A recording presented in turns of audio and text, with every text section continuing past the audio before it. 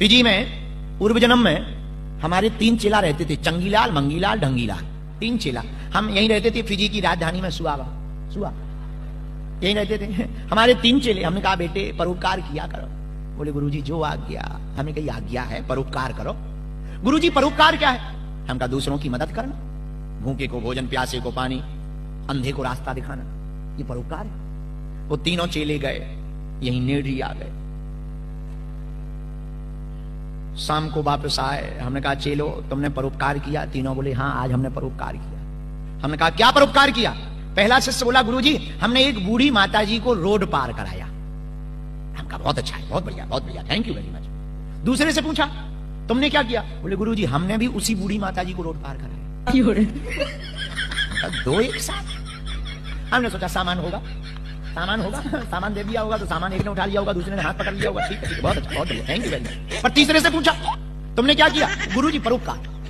किसका? बोली इन्हीं बूढ़ी माता जी को हमने भी रोड पार कराया।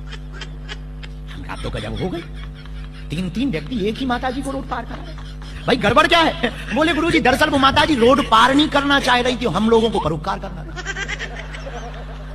उन्हें रोड पार नहीं करना था और बोली हमें परोपकार, बोले हमें परोपकार करना था। तो हमने कहा फिर? बोले एक जनों ने टांग पकड़ी, एक जनों ने हाथ, एक जनों ने नीचे से लगा लिया, जोर लगा के हैया, जोर लगा के हैया। तो हमने कहा वो बूढ़ी माता जी गाली नहीं दे रही थी? बोले गुरुजी भयंकर, और फिजी में दे रही थी। तो हम कहा तुम रुके नहीं जब वो गाली दे रही थी, ठटरी के बड़े, और शर्म नहीं आई? बोले गुरुजी आपने ही तो कहा कि अच्छे काम में गालियां भी मिले तो सह लेना चाहिए।